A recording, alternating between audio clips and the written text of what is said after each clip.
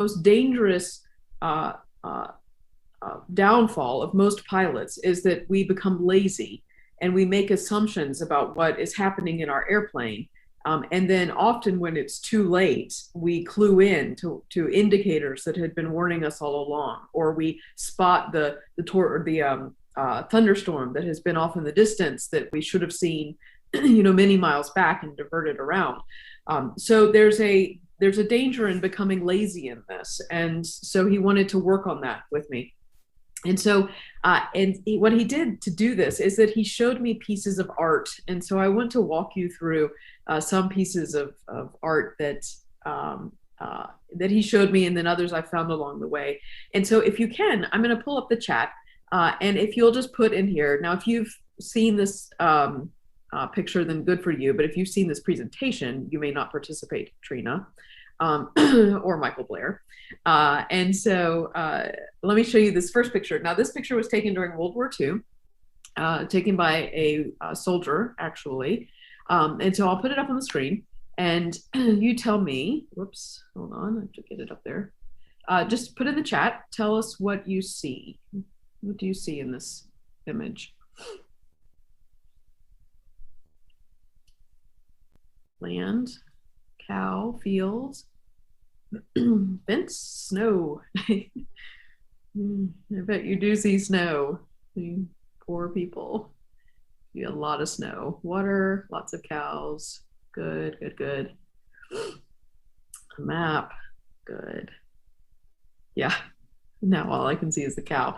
Yeah, so good. A lot of you got it. So when I first saw this image, I saw like otters, and then in the bottom left corner, I started thinking maybe that's a street map that's down in that corner, and I maybe thought it's like Italy on its side, or I don't know. I did not come up with cow, but let me show you that image now in a starker black and white. So it's in there, so you can see, and it's of course outlined. And now if I go back, right, it's like you can't not see the cow.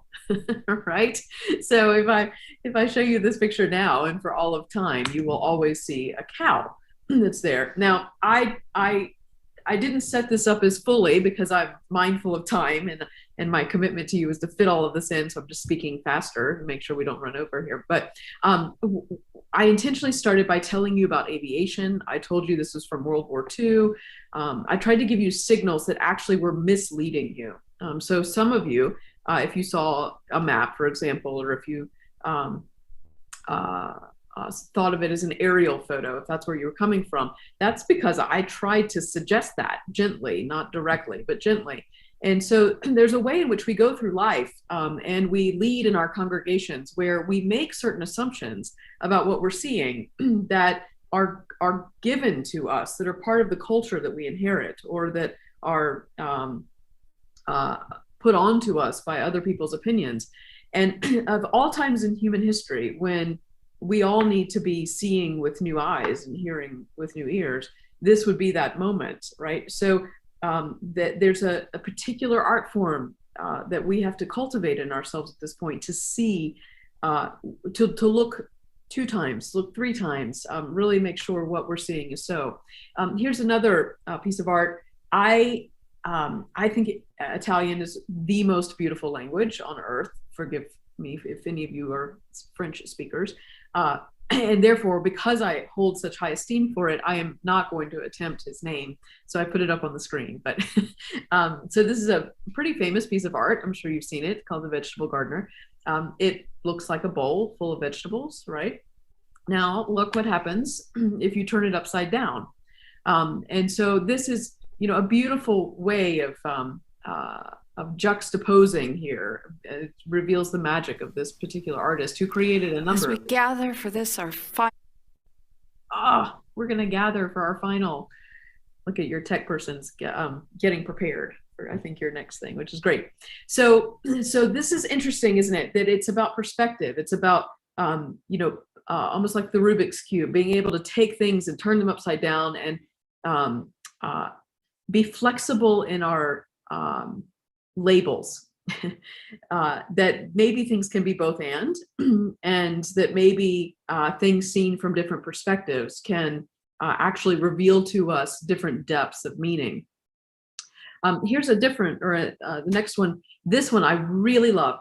Now, this was created by a Japanese artist named Kumi Yamashita. That's it. She was created in 2013, and it is made of basically plywood and a single strand of black yarn or thread and brads. Now, you never would have known that. I wouldn't have known that if I was looking at it at this scale. But if I had showed you this picture, you might have begun to see that there were these dots on your screen that are connected by this black connective material. We wouldn't have known what it was. Or I could have brought you in this closely. And now you kind of get a sense of what is going on here. But the challenge, of course, of seeing at this level is now we can see the relationships. We can see kind of the way the thing is made, but we lose perspective of the big picture. And so you remember the cameras?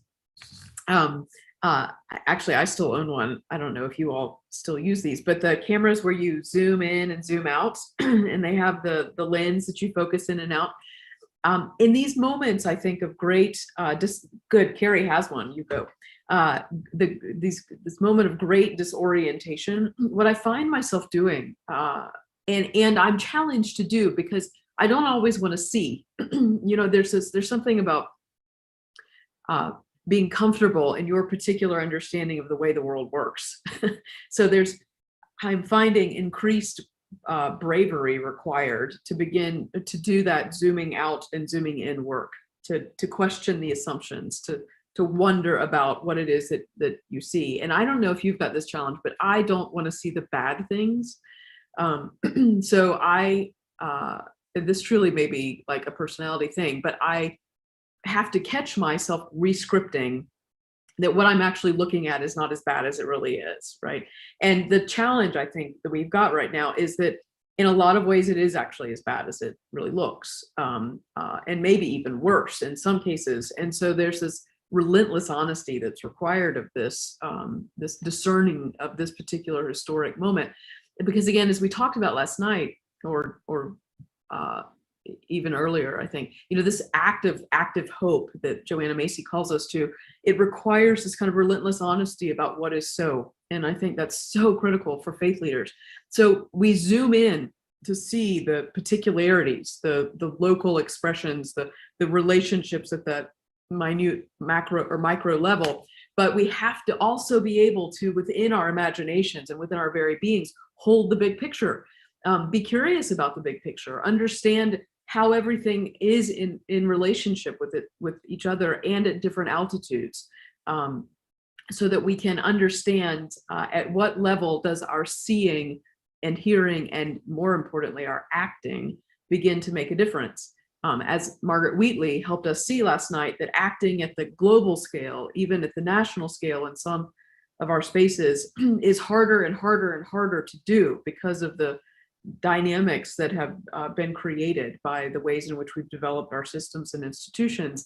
So seeing at that level may be critical, but acting may be more strategic at a different level. And that's part of the art form of leadership right now, is knowing how to leverage these different relationships, these different emerging connections, so that we can make the world more just and generous, which, is what we're about, right?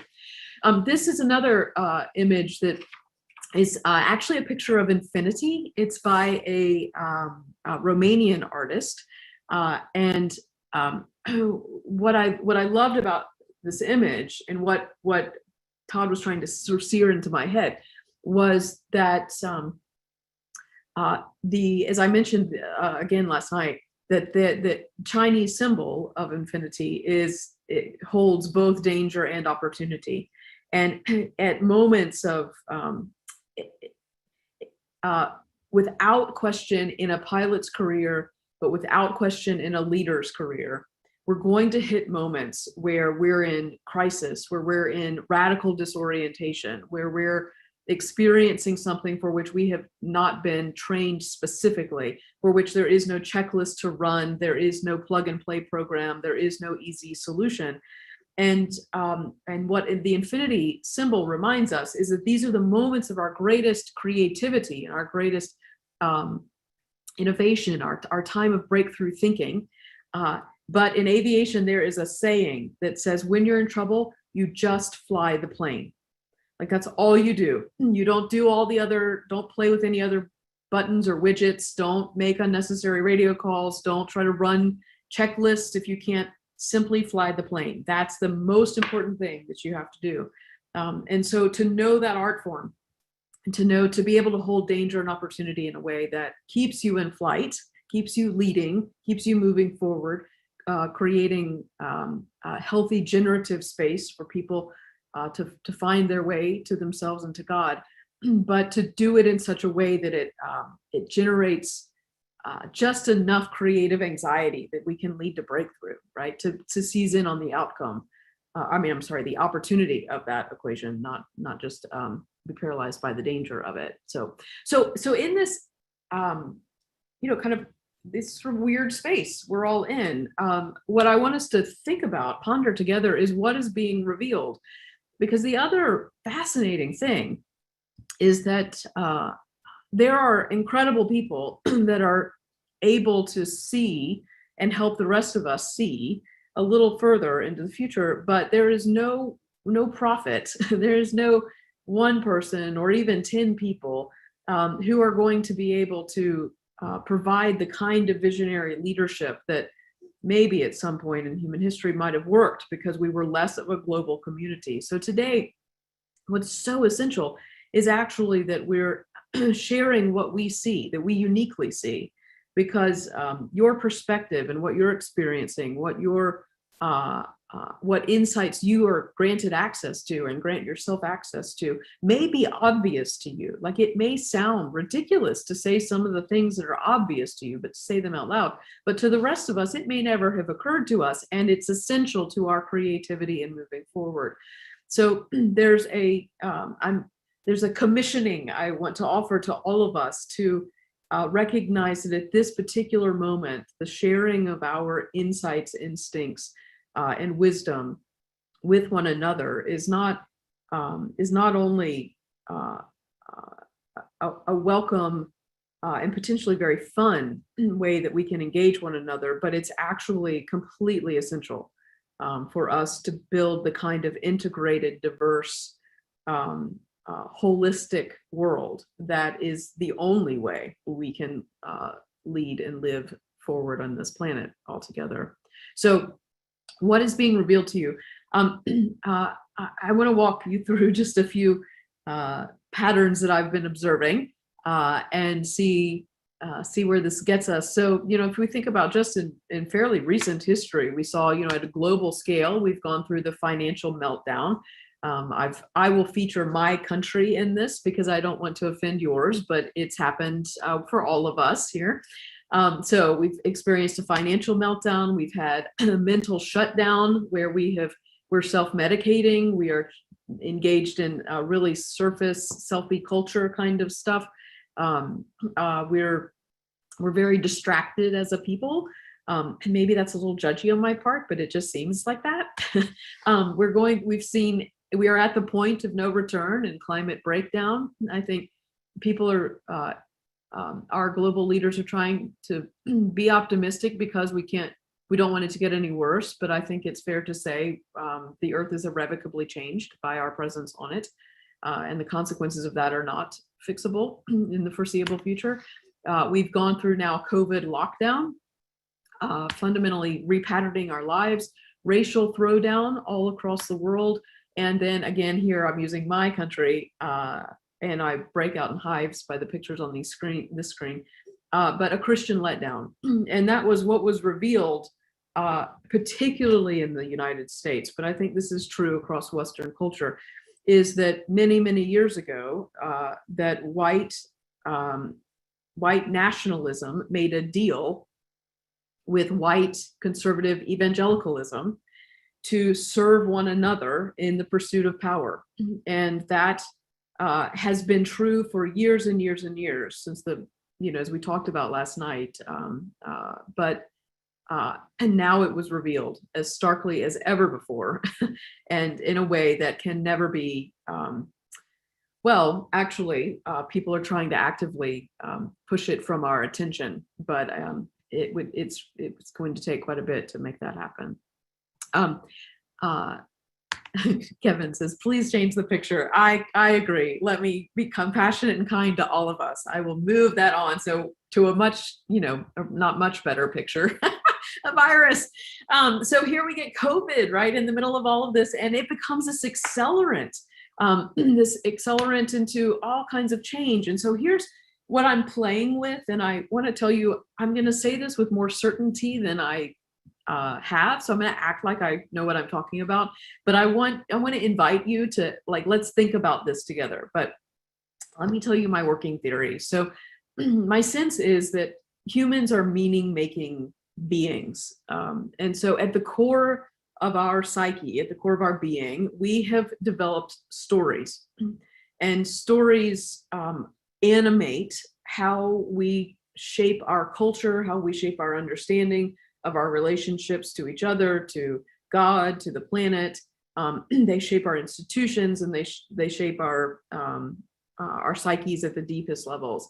So basically, for me, what that boils down to is, at the archetypal level, at the story level, that's the work really of theology. That's what we do, right? We're the story people. And we tell stories as Jesus taught us to tell stories, but we were storytelling beings far before Jesus, of course. But we tell these stories to help people tap into the deeper wisdom and deeper knowing that has been held within them, that has been passed through generation after generation after generation, as we have lived together and lived in relationship with God. And so those stories have changed over time to reflect that active living, but we've gotten stuck in a particular set of stories that Nadia and I talked a tiny bit about last night, but I think really deserves a whole lot more of expansion. We've been stuck in a set of stories that I want to say I don't think work for us anymore. That what I again mentioned last night, this Genesis 2 narrative of we're cursed from the garden with original sin. We are banished, expelled to live in shame. We are told by God to have dominion over the earth, to command the earth, to use it for our needs and pleasures, to consume it. And then ultimately, this is the story goes along, you get to Revelation, where there is this inbreaking into history where, Jesus is coming back. And so don't worry if everything is just terrible, because there's going to be an unnatural end to the world anyway. And if you're a good human, then a good person, and you follow all the rules, and if you're lucky enough, you get raptured up, and so you just don't have to worry about the destruction that we're living with, or that we're creating in our living, right? So that is a way oversimplification. If you are a theologian or a scholar or a seminary person, you probably have just died listening to me simplify it at that level. But ultimately, I think it's that kind of story that is justifying some of our worst behaviors. And so what that then does at the archetypal story level, if our stories are broken, then it makes sense that our isms, our values and beliefs might be broken as well, because our stories drive out our values and beliefs. And then our economics and our politics are driven out from, again, the stories that we tell ourselves, the values that we hold, the things we believe to be true about the world and about ourselves in relationship to it. And then that then drives out our understanding of what it means to be a human in this system, and then what it means to contribute to it. How do I draw my meaning into this particular world? So I think we're up to working at the theological level, which is our space, but the sociological level and the psychological level all have profound implications and work to be done.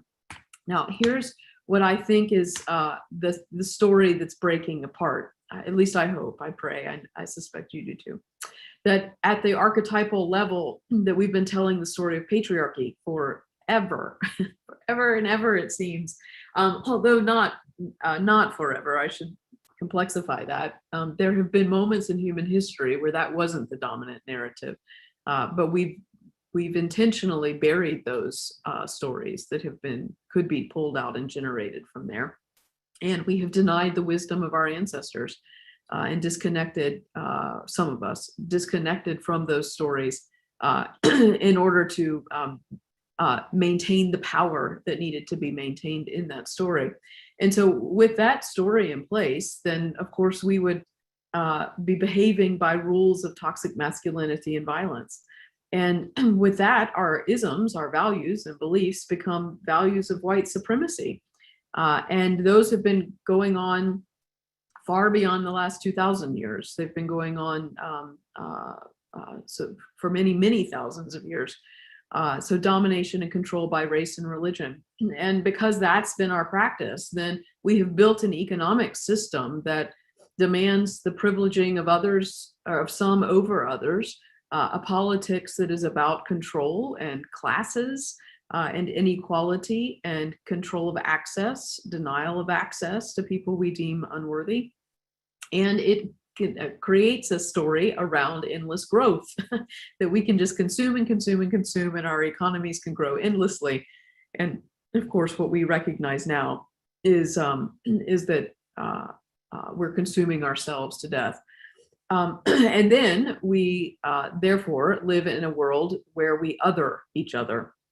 We are quick to create enemies, and us versus them kind of thinking, this dualism thinking, separates us from the core understanding that we are brothers and sisters, we are each other's keepers, and that we're interdependent, we're all in this together, right? So this is the primary power story of particularly white Western culture that is, and I name it because it's the story that I believe is causing such destruction, such oppression, and is the story that is so deeply toxic for where we are right now. But gratefully, when the old ways of life become unbearable, new ways of life emerge. And it's interesting, I talked a lot about last night, and I will want to touch back again. It's interesting to watch the rise right now of interest in indigenous religious or indigenous cultures, the rise of shamanism, the rise of mysticism, the rise of wise ones who have been part of our past, but whose stories we have intentionally removed spotlight from, or even access to, so that they could not, in fact, undermine that story of power and privilege. They're the most deeply threatening thing that could be offered in, because they could very well be a true antidote to that toxic story. So here's what I'm wondering, if this is happening, if we're living through this kind of shift, that the patriarchal story is breaking down. And we know that it's under stress because we're seeing the rise of authoritarianism. Because remember, in any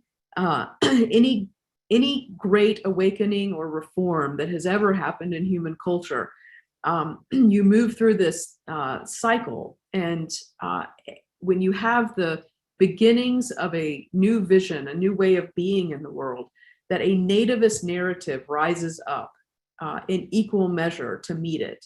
So we might have the story of capitalism as a toxic system that is forcing us into the consumption of our planet. And then we will have an equal measure the authoritarian governments and energy companies that will rise up to re-script the narrative and see if they can't win over the moderates. And I think that's the tension we're living in. So there's something very real at stake that all of us have to understand in this, that we're in the midst of a vulnerable transition to a new kind of imagination. And I believe actually that happens with the stories that we tell. So more and more the stories of our interdependence, that everything belongs. And And those have been stories that have been told in so many cultures for thousands of years. But those are not the stories that get promotion. They're not the stories that are taught in our schools. They're not the stories that are taught in our churches. They're on the whole. And they're not the stories that are seen on our movie screens. They're the stories that have been isolated and suppressed, but I'm hopeful they're emerging now with more democratized access to some media. From those stories, what I'm hoping we're also beginning to see is a more pluralistic approach to our values and beliefs. So not just everything belongs, but everyone belongs, that we can create in ourselves an imagination that can hold a higher level of diversity, a higher level of, again, what has been true all along on this planet, but we've never needed to incorporate stories at this level of the diversity that we hold in our world. If it happens, then we will be forced to reconcile with the fact that capitalism is not a sustainable system, and that in fact we're going to have to design a new economic model that promotes an eco-civilization. And there are people doing extraordinary work on that front. It's early work. It's work that we should all, if you're not tuned into, please do begin to listen to some of the prophets who are emerging in that space, because it is indeed one of the primary pathways we're going to ever be able to walk to achieve sustainability and to find balance in living or in balance with this planet. And then what I hope is that as that is happening, we begin to understand ourselves not as enemies of one another, not an either or, but we are actually collaborators. We live in peaceful community where when I'm doing well, you're doing well, and when you're doing well, I'm doing well, that we have a sense of the common good. So by contemplative, I don't mean to say we're all going to sit in quiet cloisters, although that actually sounds quite heavenly to me. But I mean that there will be reward systems built into our social fabric that reward us for maturing as humans, that reward us for gaining deeper wisdom in ourselves, instead of what I'm concerned we've developed in our culture, which is a reward for numbing out, a reward for not doing that kind of work of awakening, because it's too dangerous to the power structures that be. So this is my wondering that maybe this is the transition we're going through. So I was speaking at an event in right before COVID shut us all down. It was called Money 2020. It's a ginormous finance conference. And we were in Amsterdam. And so I was, kind of making this case to all of these bankers. And just as a side note, I have to say, it was so fascinating to me. I walked up to this group of, they were mostly male bankers, all in their suits, and there were also fintech people there, so you could really tell the difference. The more dressed up professional guys were more in traditional banking, and then the fintech guys, like the Bitcoin guys or the guys who were doing the work, and again it was primarily a lot of guys work in the tech space, were in their blue jeans and flip-flops and that kind of. So it was a funny dichotomy, a bit like mainline and evangelical in the feel of it. And so I walk into this group of all in the suits, and I walk into a conversation where they're figuratively wringing their hands because they're worried about how they're going to attract new young talent into traditional banking institutions, and how are they going to keep their branches open, because nobody goes to bank branches anymore. We do everything online, right? And I laughed because it's the same wondering that we're holding. How do we get families with young kids to come to our churches, right? And how are we going to keep our churches open, our franchises, our local branches, if you will? So across, again, all these industries, we're going through this transition that is so not personal. It's about this institutional shift. And this way that we're all organizing as people. So anyway, we're in the midst of that kind of environment at this conference, and I was asked very last minute to facilitate a panel of people who were you can see this marketing picture on your screen. They actually, this says a lot about this conference. They cropped out the only person of color on the panel. She was sitting on the right. She was sitting by the guy on the right. And so they were having the, standard questions one would expect at a conference like this, until one person in the audience stood up and they said, and these are all, tech, they're all finance people who are kind of at the strategy level, and then a couple at the more at the programming level.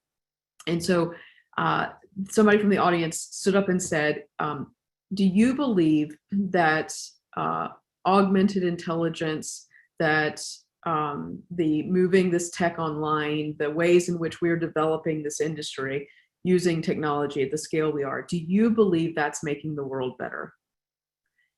And the woman who is not on our screen, she was a Ghanaian woman, and she had not spoken this whole conversation, and she lunged for the microphone. And she said, I need to answer that question. And then she told us that she was actually, she worked at the programming level. And she said that the challenge we now have, and the thing that terrifies me, is she said, I've got 3 sons at home. And what I now recognize is that the technology we're using, they're learning technologies, and they only learn what they're taught. And these technologies have been taught for 20, 30 years at this point. The priorities and the perspectives of white Western culture. And I'm concerned that these algorithms are going to deny my sons access to the tools they need to thrive going into the future. So she said, no, I don't think this technology is making this world a better place. And then she sat down. I was stunned. I was humbled by my naivete that I had not figured this out before.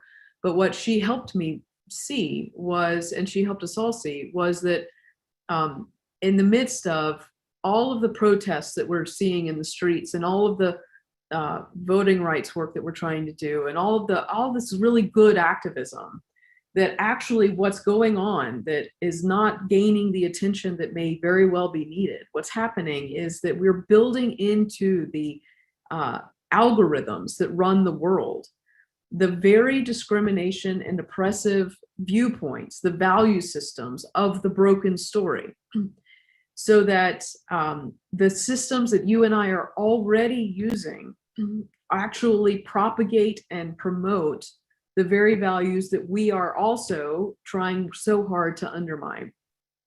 So when you think about that camera that I mentioned earlier, this zooming out and zooming in, I think about, as a local church pastor, one, I think I better get up to speed on things like blockchain and Bitcoin and understand how these systems work.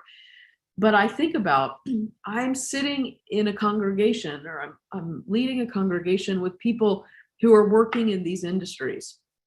And shouldn't we call on their activism, their faithful leadership in their spaces, just as much as we're encouraging all of us to go into the streets or change our legislative agenda, or, so how can we kind of complexify our understanding of what's going on? Because again, that's kind of at a 30,000 foot level, and most of us are still focused in at the 2,000 foot level, or maybe the 10,000 if we're lucky. That was an aviation metaphor. Did you get it? See what I just did there? A little altitude joke. Okay, so the question was, will this technology help our children thrive? And I think that's one of the pressing questions facing Christendom. It's facing all people of faith. Are we creating a world where the tools that we are developing right now will help our children thrive? I think that's one of the front lines of the justice movement, in addition to, millions of other things. So I do some work called Futures Literacy. And part of that work is looking at what already exists in the world, and then looking at what is probable to be developed or probable to be invested in, and then what could be breakthrough thinking, what might be desirable. So this is just in the space of technology. Now we could do this exercise, in fact we will do this exercise with almost anything in life. What is the probable outcome when we already see technologies like blockchain emerging, like drones, like you can see, you know, cognitive systems, all of that. And then what is the preferred future? That's the future that we get to speak to, because it's at that the story level, the stories we tell about our world that shape the preferred future, the desirable future that we would like to see. Now, I'm geeking out on you here, so I want to kind of bring it back to you, or back to home. All of us have certain assumptions about how the world is unfolding before us, and we have certain dreams about what we believe to be so and what we hope to be so. Our job as the wisdom bearers, regardless of what role we have in church, but as people who intentionally seek out this relationship with the sacred, such that it creates within us this deep yearning to create a phrase I use mostly called, you know, a more just and generous world. Our job, well, when we can flesh that story out sufficiently and speak that story into the world, the story of the preferred future, not the probable, the desirable future, if we are at our best, if we're thinking our most strategically, if we are at our most generous with one another, then that shifts what happens on this screen, and far beyond what happens on this screen, because there are a lot of unknowns that are before us. You see, so the art that we are practicing, called being congregation together, there's more at stake than just holding together as community and doing life, which is wonderful, but we're actually doing something very deeply subversive.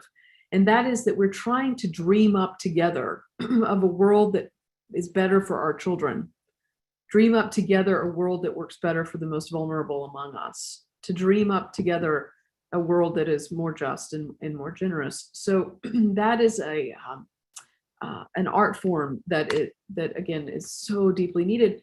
And gratefully, so many among us are already undertaking that work, which gives me great hope, of course, and I hope you too. But as I said, there's not going to be some rock star that comes along and saves us from this, that every one of our perspectives, our voices matter in this grand rescripting that we're doing. And so I want to ask you, and we're going to send you into discussion groups in just a second. I'd like you to just take a minute and think about, what is your probable future if nothing changes in the United Church, if nothing changes in your region, if you just continue course. So let's just say we find our way through this pandemic, we kind of get back to some semblance of normal, whatever that was, and that we make small corrective moves. But what is our probable future if nothing really changes and we continue obvious course? And then what is our desired future? And then if we've got time, what I'd like you to be curious about is, what do you learn from the gap? What do you sense in that gap that could be generative for the rest of us? So I hope you're up for it. I promise you it will be a more surprising conversation than you suspect, because until I sit down and force myself to do this work on all kinds of different areas and issues in my own leadership and in my own life, I don't see the insights until I do the work of the exercise. So I'd like to ask you if you can, because you'll teach us, which is really important. So we're going to send you into breakouts. Fantastic tech person whose name I do not know. How many people can we put into a group? Alan, just checking in on you. You're there. I should unmute myself before I start talking. That's helpful. I pushed my button, but I'd muted myself because I was anyway. So I don't know until it happens. So I'm gonna try for I'm trying for 8. We might end up with 11. We'll see what happens when it happens. How long? All right. So I think I'd like to grant the conversation uh, 15 minutes if you can get that number. If you have to go higher, we've got to do 20. Because otherwise it's just too fast. Whew. I got to, okay. Yep. Okay. I can do this. I just got to do both. I got to guess both at the same time. So, okay, we'll try first smaller group 15. And if that blows up, we'll do larger groups 20. Okay. We'll do. You're amazing. He is very great, and he's been absolutely fabulous through this and pedaling really hard in the background. So lots of thanks to Alan.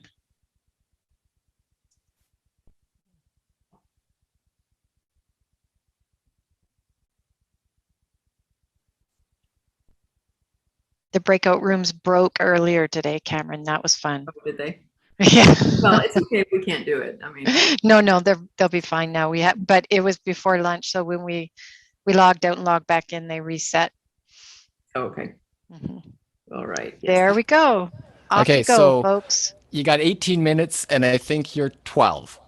Perfect. Thanks. See you in a bit. And like always, if you don't want to go to the breakout room, just ignore the send to breakout room thing. Stay here.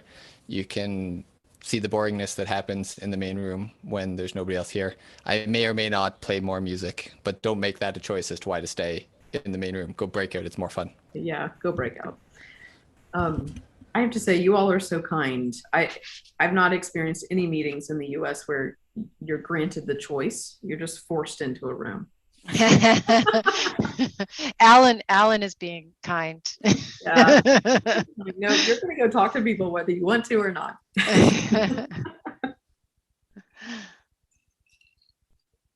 Okay.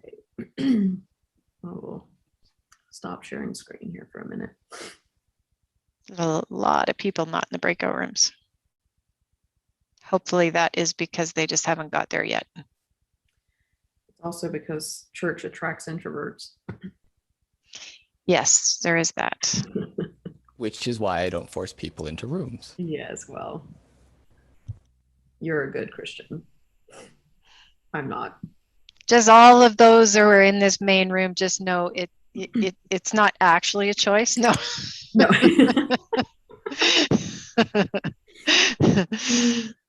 I think what you were going to say was just let you know. You're actually supposed to go in the breakout rooms. And so that we are aware, well, I will pause my recording. The live stream is still live. And Hello, it's world. just always worth reminding folks that that is the That we case. can't be wildly inappropriate. You can be if you want to be. Just know that you're live streamed to currently 27 people. It could be. Yeah, it could have some consequence, huh? Well, those live stream folks can still think about the questions. This is true. Yeah, they have some good questions at least for me. They're useful.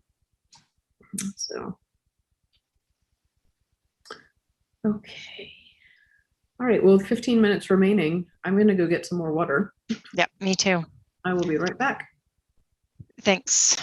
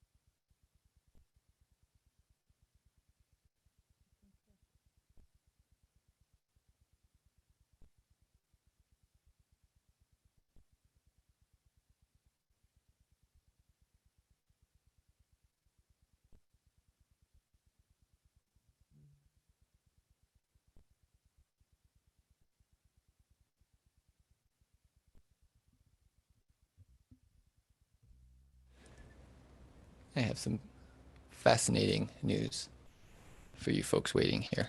It's actually not fascinating at all. However, I have just realized that the countdown timer that my computer is making, that I am putting on the screen that you're all seeing, goes faster than the countdown timer in the breakout rooms. Oh, hilarious.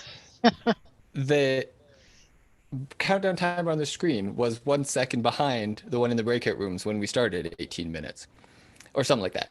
And now it is like 2 seconds ahead of the other one. So there you go. My computer's making both of those timers as far as I know, but they go at different speeds. No, it's only a couple seconds. Oh, it's not the end of the world in any way. It's just kind of like, how does that happen? Aren't machines supposed to do the same thing every time you ask them? They don't, but aren't they supposed to? I bet. What do you think it's bandwidth? Maybe. But like, it's both of them are on my screen. Like when I look on, like I can see the thing on when I look at the tablet or that I got streaming over there. That's different, right? But these are both on my. I mean, they're on different screens, but the same computer. Yes. It's a mystery. But it is doing a lot of things, my computer at the moment. So. Who knows? Who knows? You must have a very powerful computer. I do have a pretty decent computer. It needs to do a lot for me, so I try to get a decent one and treat it well.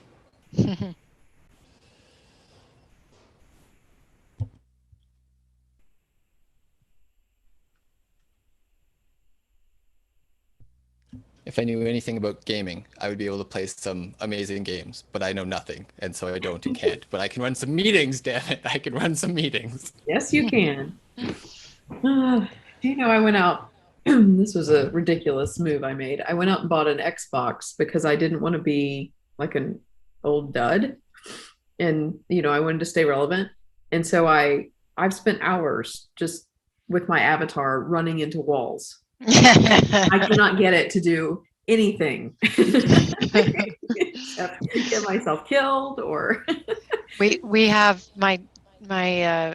we have occasionally the family has played like Mario Kart, and I just spent all my time driving off the roads. Yeah. It's true. Oh, I died again. Oh, yeah. I died again. Yeah. Oh, I'm in last place. How shocking. I finally just stopped because I find it far more stressful than almost anything else in life. So how many times can you run yourself into a corner? What's disappointing is that I used to be great at Nintendo. Like, you know, back in well, maybe you should try Nintendo Switch instead of Xbox. Yeah. Then you'd be really relevant. Yeah. Exactly. The joysticks. I can't do the joysticks. The little the pad with the directions that I could handle. The joysticks are beyond me. Yeah, that's part of the trouble. And then there's a million buttons where there used to just be 2. Like, does it have to be that complicated? And just so you know, in my politeness, I also give them 60 seconds when the rooms start closing. They get 60 seconds as of now to actually finish what they're chatting about. They can choose to come back for the next 60 seconds because I'm too polite. I'm sorry. Yes, you are. It's so kind. Tell me, can they unmute themselves? If you want me to let them. Yeah, do you mind just for of course. And then you can silence everyone again, but they can now all unmute themselves and chaos may reign. Yes. Alan be like, I have the power. Hi, Carmen. It's so much more fun when I can just make my peanut gallery comments like verbally instead of in the chat. I found this breakout room. So good today with the question that you posed. Good. And my group was very much engaged because it's a lot of concern. You know what I mean? And I think one of the biggest concerns that from the group I can see is how we can reconcile the member that we have in order that we can satisfy the need of all. Because the fact of the matter is an aging population that is disappearing. Yes. And is making every day the church smaller and smaller and smaller.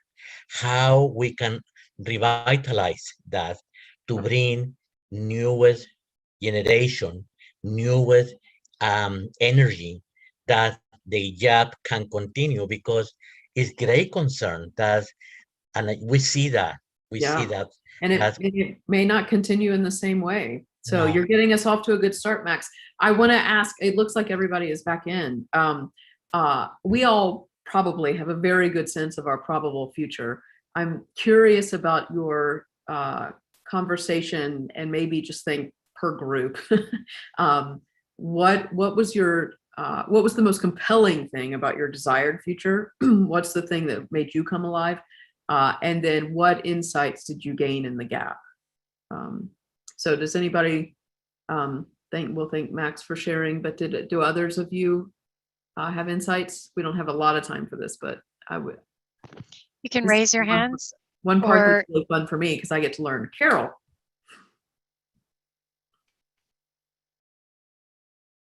Whoops. Yeah. Thank you very much, Carmen. This was an interesting group. We had a very interesting group that started off, I'll try to make this fast, started off thinking that if there was no change, that the church might die out. However, that, as we went on later, sort of changed into, hey, we're the United Church. And sure, maybe our congregations may get smaller, but we're always evolving, and we're, always building, and always, and how many churches out there do you know that are so gung-ho about social justice? And, and yeah, the pandemic's getting in the way right now. But anyway, that's pretty much is that we felt we're evolving, and even though it may look smaller, and we want to do what Jesus wants us to do, and that we'll get there. Yeah. So you are remembering your story of resilience, and that constant evolution has always been part of your story as the United Church. Like, that's just core to your DNA, and ours in the UCC in the US. Yeah, thank you for that. Joshua. Go ahead, Joshua. Yes, our group talked about that too. The interest, everybody knows the fact that if we just keep on traveling what we have been doing, there is no future. Like we also talked about, if we do what we have been doing, there is no future. Or we need to figure out what works, what works, and what doesn't, what do not work. Like if we keep on doing what have not been working in terms of growing the church and engaging to the community, there is no positive outcome. Also, one of our members talked about very insightful thought. He said, many people have a desirable future that is exactly the same as their past, Yes. comfortable past. Yes. Then that might be a wrong desired future. A desirable future that would be positive for us, or make us prosperous or victorious, might be uncomfortable one. Yeah. So as leaders, we have a task, a mission to sell the future, but we didn't have time to talk about that part. You're highlighting something so important, because for most of us, it's really hard to sense or to see a desirable future with the kind of clarity I was asking of you in your groups. So it does come looking a lot like your current reality, or just maybe 1 or 2 degrees towards or past your probable future. The academics call this this experience that we have, and this kind of dreaming, this kind of iterating, a poverty of imagination. And they teach us that one of the ways that we get out of the poverty of imagination cycle is that we do this exercise I've just asked you all to do, but then when we realize it falls short, or we sense that maybe it's falling a little bit short, we go back to that exercise I had us doing at the beginning with the art. We start questioning the assumptions that are that we're making in order to tell that story about the desirable future. So, you know, the desirable future might be, you know, I'm going to use the one I hear a whole lot when people call. We want families with young kids. Well, what if families with young kids aren't going to come? Let's just say, let's remove that assumption. Now what becomes possible, right? So you play with it, you become playful, and it helps you dream just a little bit more because it's not so scary then at that point for a lot of us. I'm totally riffing off of what you're saying, so I'm I'm just overly responding here, but your experience of, you know,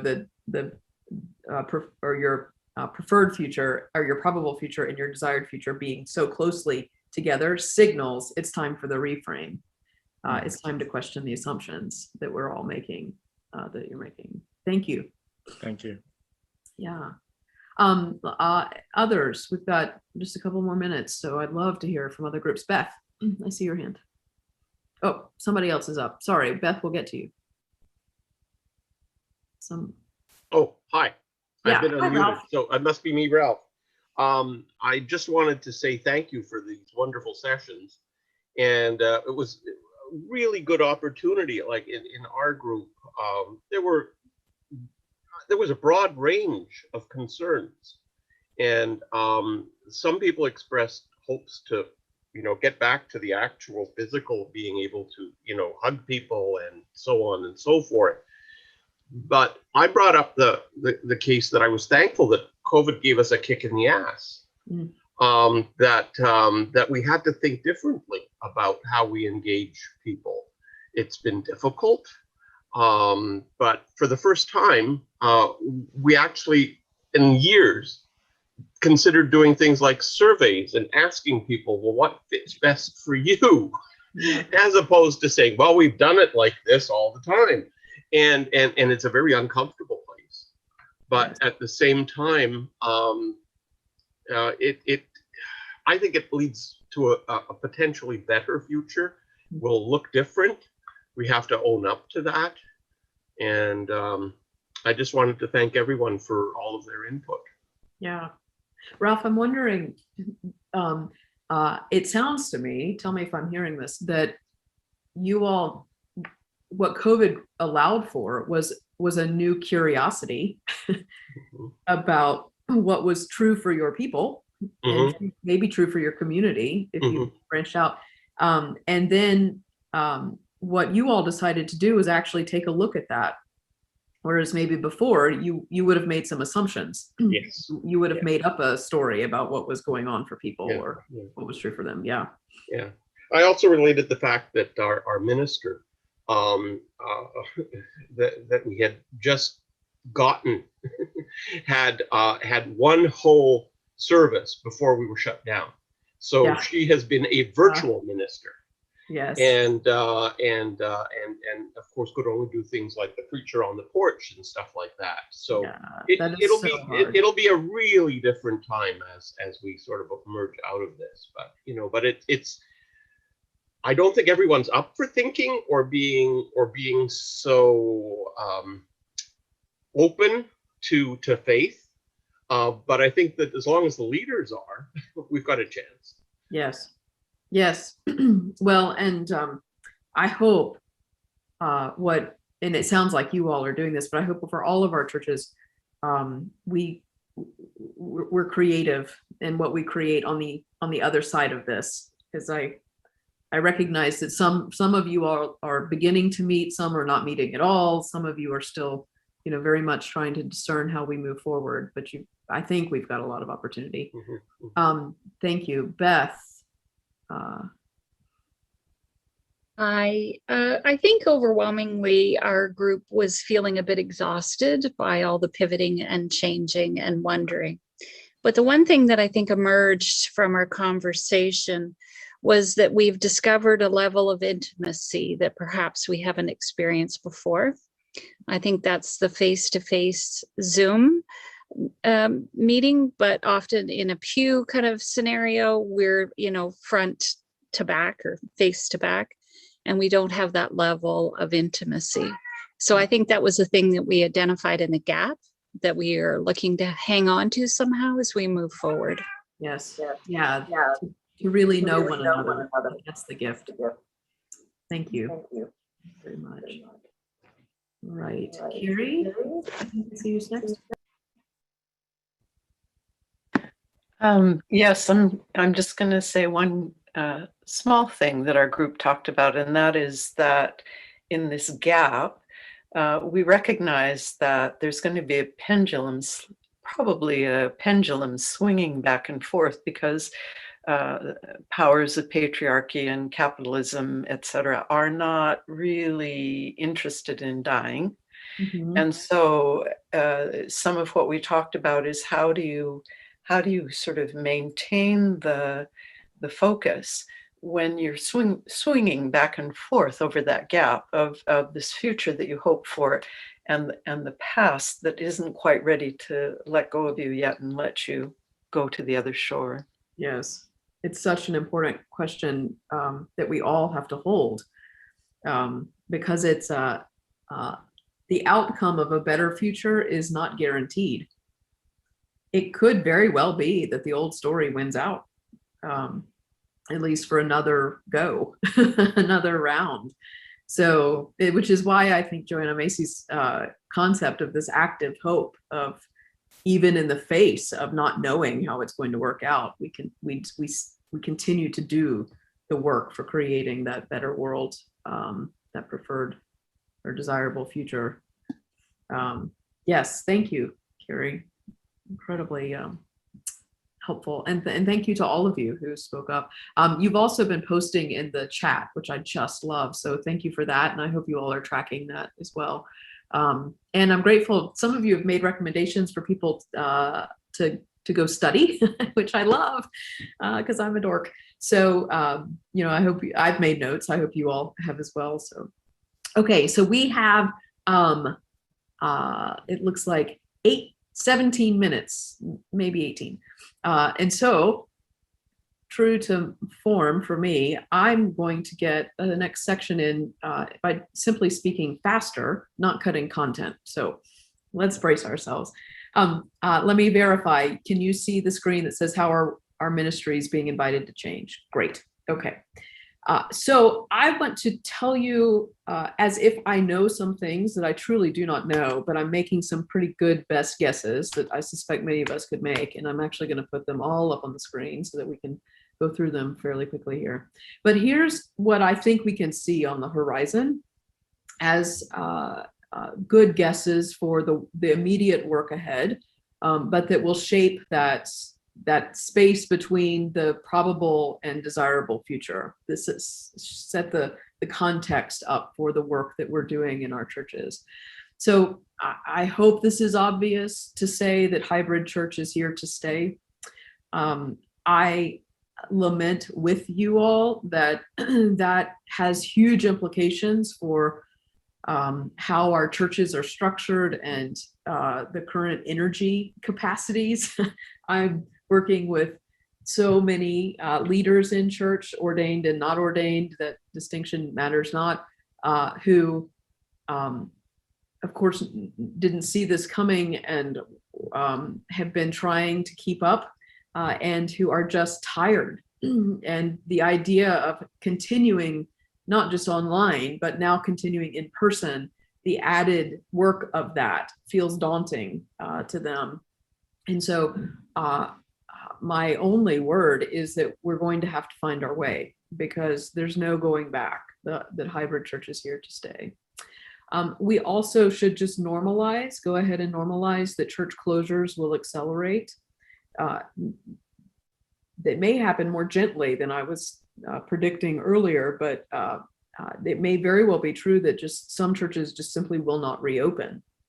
We're certainly seeing that an accelerated pace in the States. I will be curious to see what happens with you all and will wish to learn from that. So let's go ahead and just know that that is so, and that that is part of life, death, and life again, that that's part of what it means to be part of living systems and human beings doing this. And my prayer is that instead of our congregations, our seminaries, our denominational entities slowly dying on the vine and consuming all of their resources, that they will instead be able to understand that we're at this point of history and gift or invest their resources, their remaining resources, into this church that will serve our children and grandchildren in the future. What I have witnessed over the last, particularly 10 years, but it may be even longer, is that our congregations just hold on and hold on and hold on and spend down every penny, or gift it away to causes that are of local importance, but not terribly strategic to the faith movement. So I hope we can develop a sophistication around how we handle the acceleration of church closures. This third one, financial sustainability remains a dynamic question. Our business model has not worked for a very long time. And we are going to have to figure that out at greater speed at this point, because for most, or for many congregations, whatever margin they had likely has been spent up in this experience. So there may be a decrease of financial resource revenue. There may be a decrease of energy available in the system.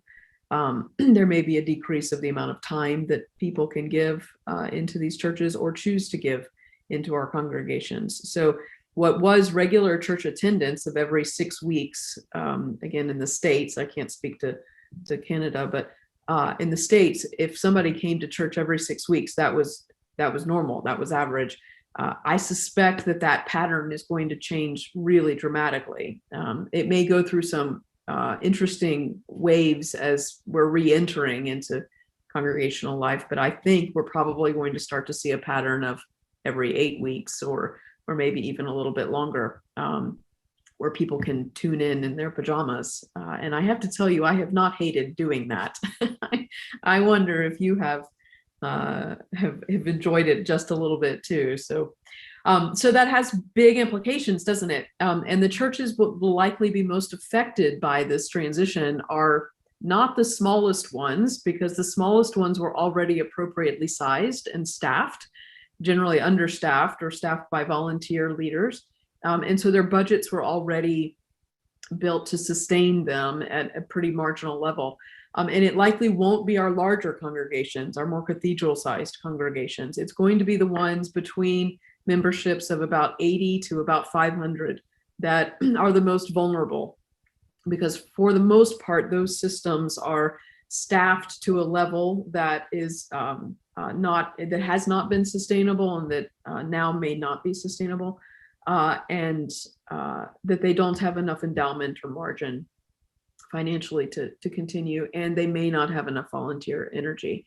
Again, I'm speaking in very broad strokes, so I look forward to the exceptions to those. And in fact, I hope I'm super wrong about that. But churches will need new staff structure. We're going to be looking for digital evangelists. We already are, but we'll continue to look for that, and new staff competencies in order to be able to be relevant in this dynamic world we're now living in. I think that this reality of the fact bubble, that depending on whatever news source you tap into, this is particularly true in the States, but I think it's true, increasingly true globally as well. I do a great deal of work in the UK, and I know this is a big challenge in that context as well. Depending on your news source, and more depending on the community in which you live, you are given a certain set of facts that shape your worldview. And that is creating polarized communities, polarized congregations. And so when most of our congregations were designed to be what I'd call purple churches, not raging blue churches, not raging red churches, or in more appropriate context, not were not necessarily designed on the whole in mainline Christianity to be raging liberals or raging progressives or to be extreme conservatives. Mainline congregational life was designed to kind of hold all of that, to kind of hold the moderates in the middle. And that is becoming increasingly hard to do.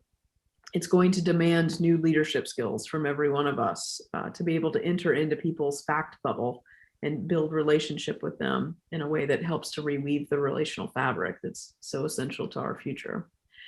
I am encouraged that because we now have normalized Zoom, that younger generations can finally contribute more, because for most of the congregations that I was working with, younger people couldn't attend the council meetings, couldn't participate in a lot of the committee work because they didn't have enough time to make it to church and give 3 or 4 hours of their time to that meeting.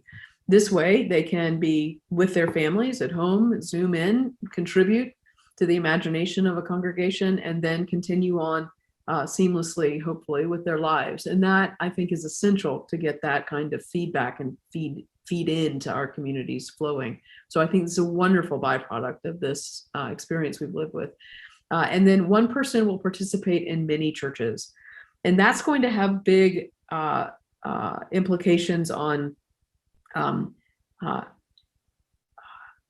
what becomes attractive and what becomes desirable, and what is rewarded, and who gains followerships, etc. So that this was already happening before the pandemic, where in my church in Atlanta, we would have, somebody would go to the Episcopal church in town at the 8 o'clock service because they enjoyed the quiet Eucharist service. And then they would come to our church at 11 because they like to sing in the choir. And then they went to the small group study at the Methodist church that was just down the road because they liked the topic that they were studying. Well, now all of that can happen fairly seamlessly online. So there's huge opportunity in that because we have the chance now to consolidate, to congregations can partner together if we have the imagination to do so, to lean into each other's strengths, because we know already our congregation members are going to be tuning into other communities to find their spiritual needs. So just on a Sunday in my life, I will tune into Middle Collegiate Church, where Jackie Lewis is the preacher in Manhattan, because she's a friend and I think she's extraordinary. And then I will tune in to Grace Cathedral in San Francisco because I think their choir is fantastic. And so I'm bebopping around and enjoying every bit of that. I would not want that to change. I suspect that's true for a great number of us. Then let's see. We're another piece of hope for me. We're creating new liturgies, prayers, and songs that will carry us forward, that more authentically reflect our theology and the time in which we live. And so there are experiments and expressions that are coming out all the time. One that we've been testing is called the Convergence Music Project. And so congregations who are creating music have now a way of distributing that. But we need a lot more of that. And then this second one is so important to me, that we will renew our investment in our local communities. Forgive me if I've told you all this story, but it's been fundamental for helping me understand the essential work before us. A few years ago, I was listening to a lecture by Margaret Wheatley, who I mentioned yesterday. And she said, it's as if our culture is functioning like a centrifuge. And a centrifuge is designed to separate things intended to be together, but it separates them by the force of speed. And she said, we are living 10 to 100 times the life experiences of our ancestors, even 3 or 4 generations ago, maybe even 2 or 3 generations ago. So the speed at which we are developing as a humanity is unprecedented, and we're not particularly well equipped. And so we are we're pulling apart at the seams. And so we are internally in our own beings, feeling the pull and the tears within our own psyches, which is why I think we've seen a rise in coping mechanisms, for us to kind of get through our days. And we've seen that almost across the world at this point. We're seeing families that are having trouble connecting with one another. We're seeing communities where neighbors don't know one another. Governments that can't, at the county, state, and local levels, or at the in your context would be, of course, different, but at each level of government, that they can't seem to get anything done, that they're tied up in knots there. So things are being torn apart. And so she said that the most subversive thing that we could do, the most radical thing we could do, is actually to take responsibility for the reweaving of the relational fabric of our communities, of our families, of ourselves, because that's what keeps us human. That's what keeps us being healthy, and it's how we were designed to be. And what that granted for me, and her saying that, was an insight that if we did nothing else in the next year or next 2 years, what we know about this pandemic is that it has separated us in significant ways, and it's brought us closer together in some other ways. But the weaving of the relational fabric that reminds us of our connection to one another, our belonging to one another, is so spectacularly important at this particular time, because many of the ways that we were woven together before, probably not with any particular thought behind them, but just were built into our cultures, were stopped, and our lives are repatterned at this point.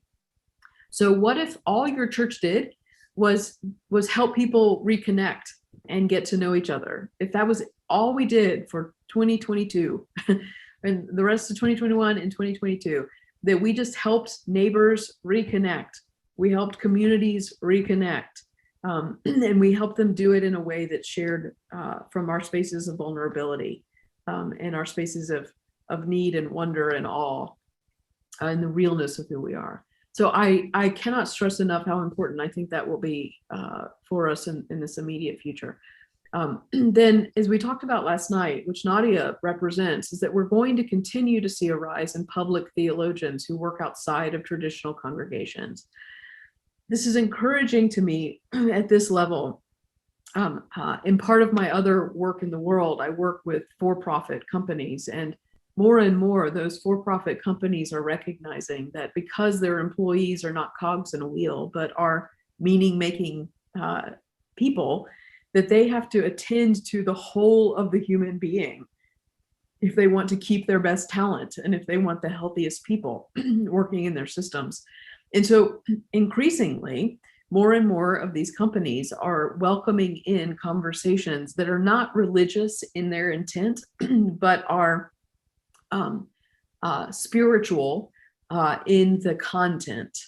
And so this being able to talk about what is true and what is part of our spirit, part of our beings, what's true for our souls, is being more welcomed into some of these spaces.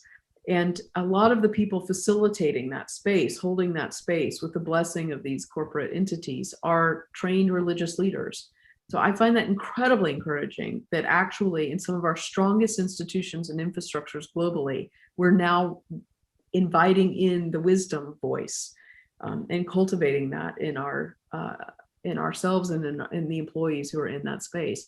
So to that end, it leads to my final point, that we are going to see, I think, if we're bold in this, the emergence of new partnerships, creative partnerships that can amplify our work. I'm in part of my other world, I also do some work with the United Nations, and I find that the Sustainable Development Goals are an incredibly helpful framework, not because they're particularly brilliant in and of themselves, but because they're a framework around which companies, government entities, other NGOs have already rallied. They've already they've been investing resource into that space. When I look at the Sustainable Development Goals of the United Nations, to me, that looks like a map of the mission work of the Christian church. It holds all the spaces in which we could be working. And so imagine if your congregation chose one or two areas to really dedicate themselves to, and then figured out who's already working in those spaces, and go cultivate the partnerships with these entities and with the leaders in those spaces to actually scale our work, because that will be our challenge as we become a smaller and smaller denomination, is that we're going to have to leverage those partnerships in order to make sure that our values continue to be promoted. And who cares who gets the credit, right? we just want a more just world for all. So all right, I have now told you more than I know, and I am right at time. So I want to just simply close with this one piece of art. This was by the Japanese artist that I talked about earlier. This was a solid piece of black fabric that when she started, and then she started taking out pieces of the black fabric in order to create this beautiful portrait. I was really struck by that piece, because what it reminds us is that sometimes it's the taking away, it's the deconstructing, it's the lightening of our load, our institutions, etc., that actually reveals the art that is within. Michelangelo said that the job of the sculptor is to uncover the art that is within encased within the stone, the rough stone. And if you've been to the Academy in Italy, you'll remember these stones that are, halfway done, these rough chunks of rock that then have this perfectly sculpted thigh or this perfectly sculpted hand. It's as if our job as leaders right now is to chip away at the pieces of our society and our culture that weren't working for us anyway, but that, God has created a beautiful piece of art in the midst of our collective imagination. And if we dare to dream of the bigger story, and we see ourselves in that story in a way that invites our change of behavior, so that we begin to create institutions that reflect that story, and systems that reflect that story, congregations that reflect that story, and communities, I think we might be all right. So, hey, you guys, it's been an absolute honor to be in conversation with you. I thank you for this time, and I thank you for the invitation, and I look forward to whatever it is to come. So thank you. Thank you. Cameron, thank you so much. I hope you'll stay with us as we worship together. Feel free to check out. As we're having this conversation, I'm reminded, I spoke about this in our meeting last fall, Kenneth Burke's kind of description of the unending conversation. And we enter a conversation already underway, and we eventually dip our oars into the conversation with what we bring. And you brought this. And we are engaged. You can see the chat. We're just so engaged by the conversation that is unending. Eventually, we will all take our leave, and it will continue long after we're here. So, Cameron, thank you for holding us while we've been engaged with you in this conversation. I'm so grateful. I hope we get to see you again. I don't even know what that would look like. But man, I'd go flying with you in a heartbeat. In a heartbeat. Great. Let's make that happen. Thank you. You all have been incredibly generous. It's been an honor to be with you. Friends, thank you, Cameron. Friends, we're going to end. We're working at ending at 5:45. I just want to say that to you. Worship is a 26-minute offering for the end of our time together. We have a couple of things that we need to do. One is our enabling motions. You'll find them on page 3 of the agenda booklet. I know that Bob Fillier has got a seconder to move those enabling motions. And Bob, I'm going to invite you to make that motion so that we can vote right away. Thank you, President. The motions, as you indicated, are in the agenda book. I'm prepared to move them, and Catherine Britton is prepared to second the 5 motions as listed. Friends, the motions are on page 23 of the booklet. They enable the executive to carry on after the rise of this meeting until we gather again. Bob thinks it's going to be in Prince George, but we're going to meet. And the next time we meet, the executive works. So that's been moved and seconded. Alan, would you please post the poll? And while people are voting, Alan, I wonder if you could let us know the outcome of the last, as we tried to elect commissioners to the General Council. Would you let us see that? There you go. That carries. We have commissioners to the General Council. We have one vacancy that we'll appoint at one of the initial pieces of work when the executive gathers. Wahoo, thank you. There's some things I absolutely have to do before we even worship, and I'm going to just do that now. And that is say thank you. And so I'm going to name a bunch of people, and I want you, as I name them, I want you to think of their contribution to the story of this weekend, the contribution to the experience of getting us here, and just, I'll meet you at the end of this list. Nadia Bowles-Weber, Cameron Trimble, Michael Blair, Richard Bott, Vicki Nelson and Brenda Fox, our worship planning team, E.B. Chuan, Catherine Britton, Jake Highfield, Pamela Evans, our musicians, Rhythm Unite, led by Jay Esplana. I've thanked the members of the executive already, but I look forward to welcoming Deborah Richards to our leadership work. I've thanked the team, but I really want to say thanks to Bob Fillier, Graham Brownmiller, Laura Hermacken, Pam Rocker. So privileged to be welcomed and loved by John Snow and Jim Angus. Tressa Brodsky. Thank you to Allison Rennie. We're on her account, just in case you didn't know. Huge shout out to Alan Buckingham. Huge. For Mauricio Araujo, who's been running interference all in the background. For Brenda Fox and Will Sparks, running our celebration of ministry tomorrow.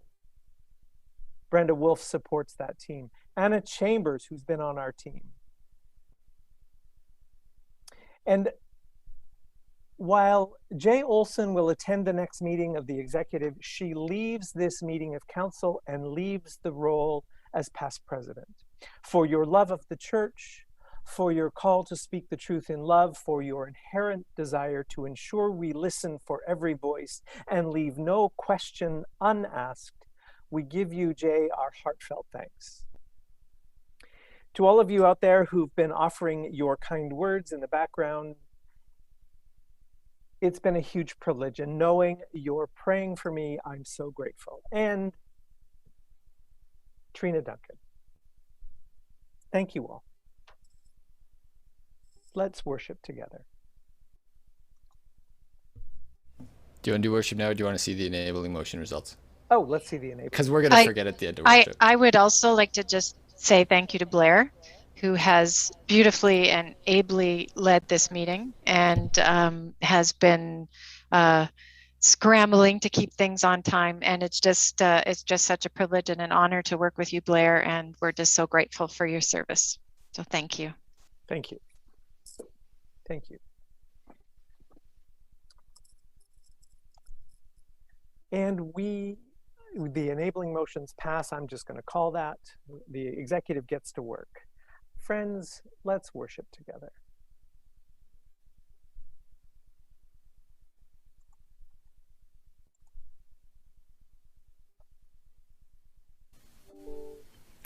As we gather for this, our final worship together at the general meeting, we celebrate the abundant life that is to be found in Christ.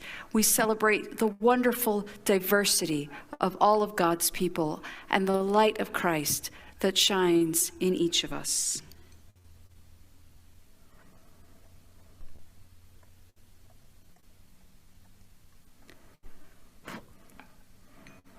Light of Christ, sacred fire.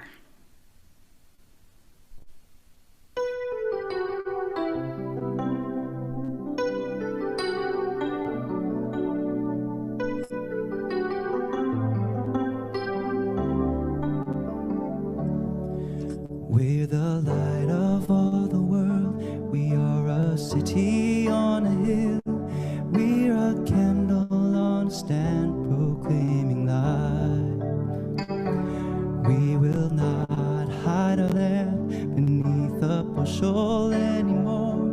We will shine a ray of hope that's burning bright.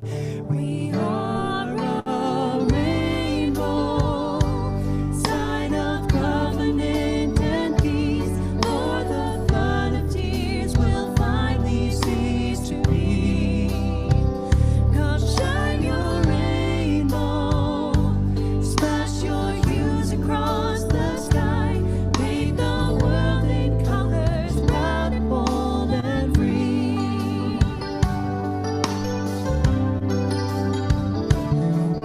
We're a coat of many colors, sewn from many different threads, gathering all in warmth, in welcome and in grace.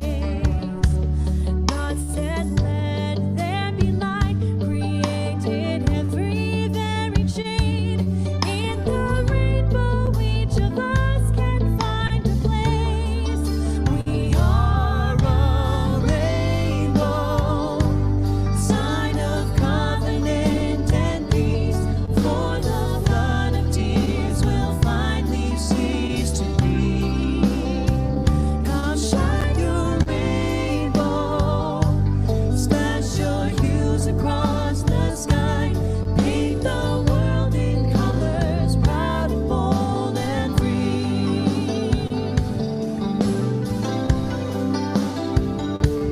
We are home to still believe in tomorrow's better day. We are peace in a world that's torn apart. We are joy that will last in all the struggles that we face. We are love that blooms and grows in every heart. When we face the storms of life, we will never be alone. For our God will be with us on the way. Hand in hand, side by side, we won't be frightened anymore. As the morning night of tears breaks into day, we are a rainbow, sign of covenant and peace.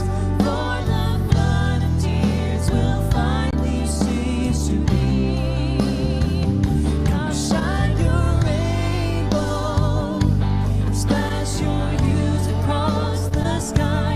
Paint the world in colors, proud and bold and free. Paint the world with colors, proud and bold and free. Paint the world in colors, proud and bold and free.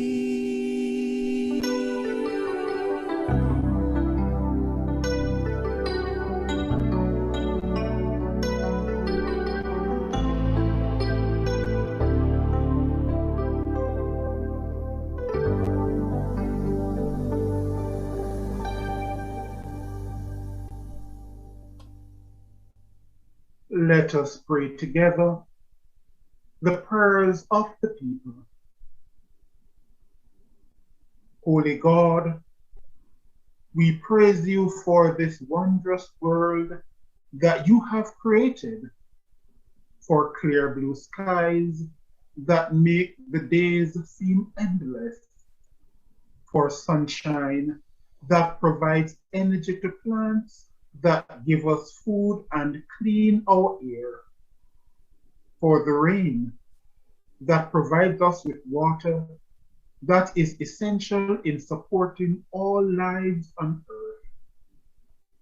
We praise you for the diversity that you have created in all living things, for animals and plants of every species, for people of every color and sexual identity.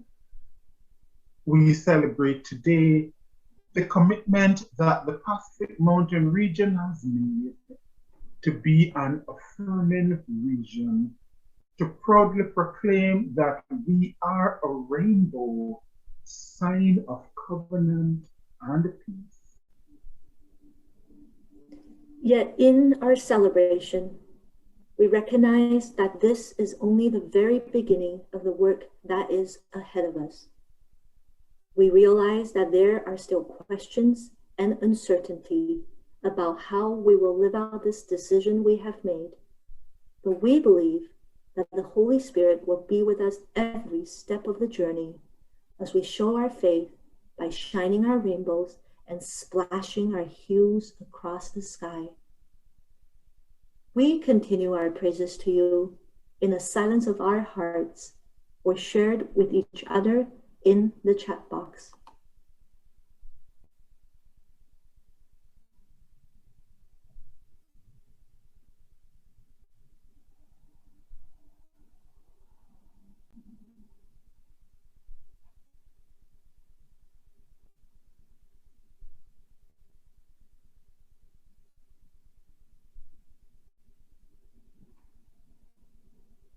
We lift up all these praises to you while remembering what Jesus said.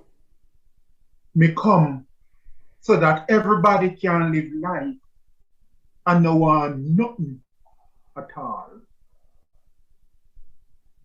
Merciful God, we confess that we have not always been a good steward of creation, that despite the abundance that you have blessed us with, we often choose financial gain over the health of our ecosystems. We carelessly pollute the air. We cut down old growth forests. We dump toxic waste into our rivers. We recognize that in our history as a church, we have hurt people who are marginalized.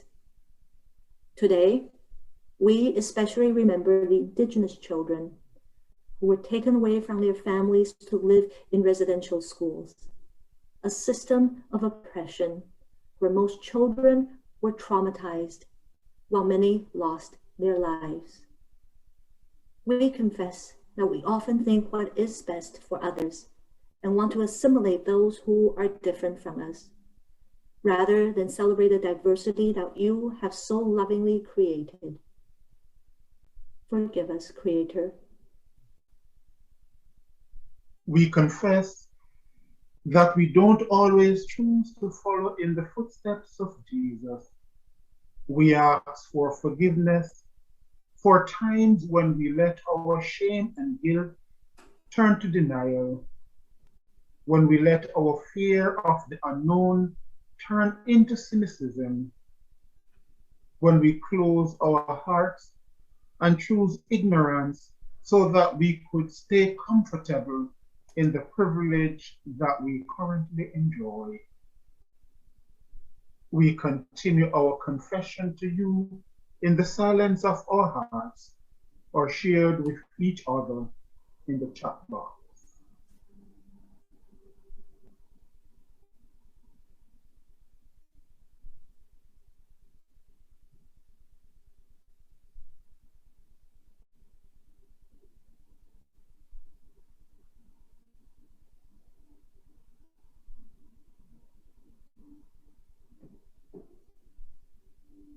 For the sins that we have confessed, as well as those sins we are not aware of, we ask for forgiveness while remembering what Jesus said. 我来了，是要叫人得生命，并且得得更丰盛。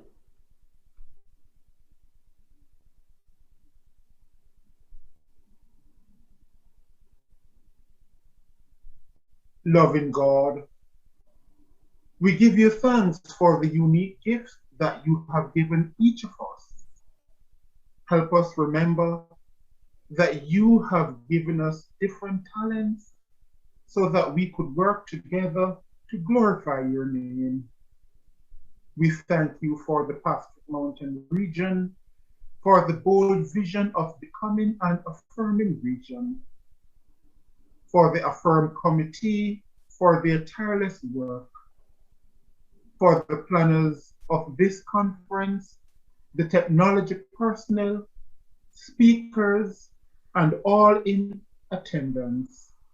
who have dedicated their time and energy this weekend to participate in the future direction of our region.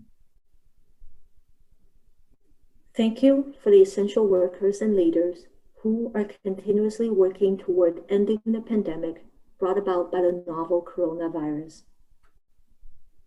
We give you thanks for all the things that we take for granted in our daily lives, for having safe housing and nutritious food to eat, for access to free healthcare, clean air, and water, for healthy bodies and engaged minds.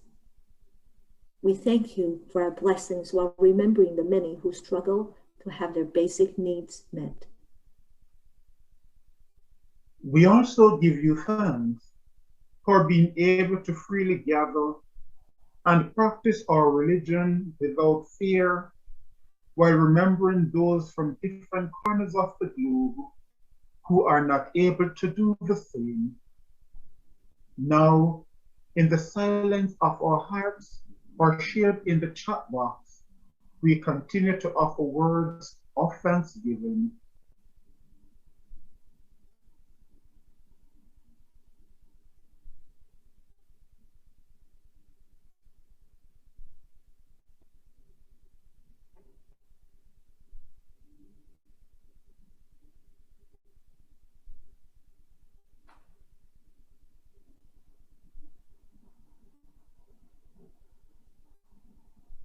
We are thankful for the abundance that you have blessed us with, while remembering what Jesus said.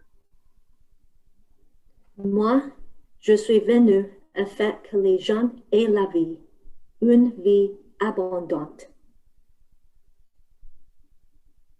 Tender God, our prayers need more than just words. We ask for courage as we speak up for those whose voices are normally silenced, but we ask for wisdom of knowing when to be silent for those whose voices need to be heard. Let us work with indigenous peoples together toward reconciliation and healing in our communities. Holy One, may we not repeat the mistakes of our past. Walk with us and those who suffer from intergenerational traumas, especially those who had turned to alcohol and drugs to dull the pain. We pray for the victims who lost their lives in a horrendous hate crime this past Sunday evening in London, Ontario. We pray for the Muslim community, the victims' family and friends who are mourning the loss of their loved ones. There are no words to express our sorrow. May your healing presence be with Fayez, the 9-year-old boy, the lone survivor of this tragedy who is in the hospital. Let us embrace those who are different from us, making our communities a place of belonging for all people, irrespective of their race, culture, sexuality, religion, and ability. Remind us, O God, that our prayers need more than just words. Our prayers need action, especially in the complexity of human interactions with our despairs and hopes, sorrows and joys. We ask for your healing and grace for these people and places, while remembering what Jesus said. I came that you may have life and have it abundantly. We lift up all these prayers to you, O great Creator, the prayers that were spoken out loud, as well as those written or spoken in the silence of our hearts, as we say together a paraphrase of the prayer that Jesus taught us.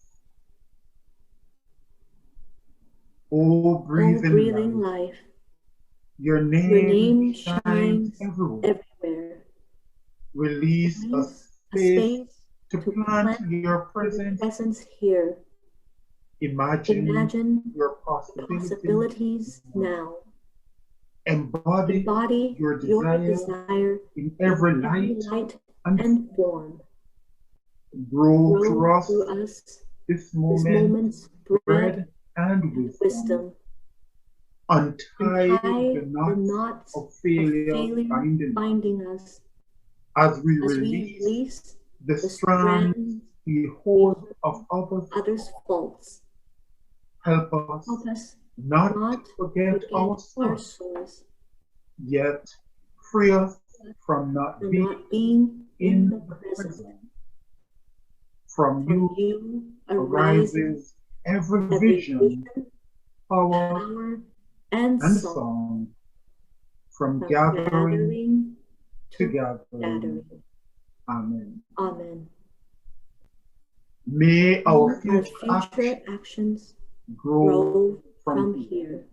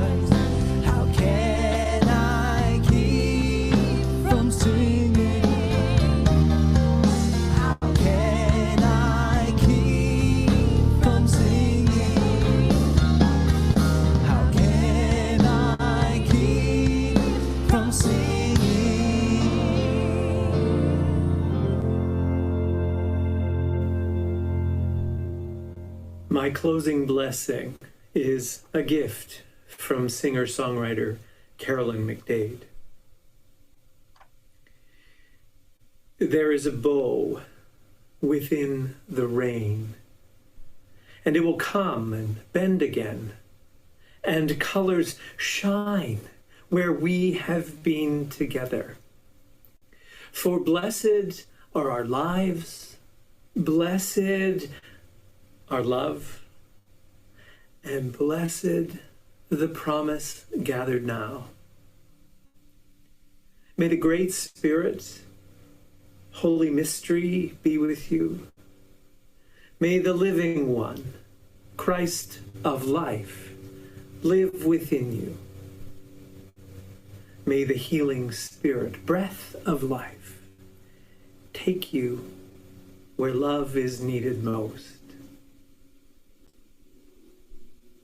I'm going to change the light now. Look, the light is all in one place. I'm going to change the light so it's not just in one place anymore. It can be in many places at once. Look.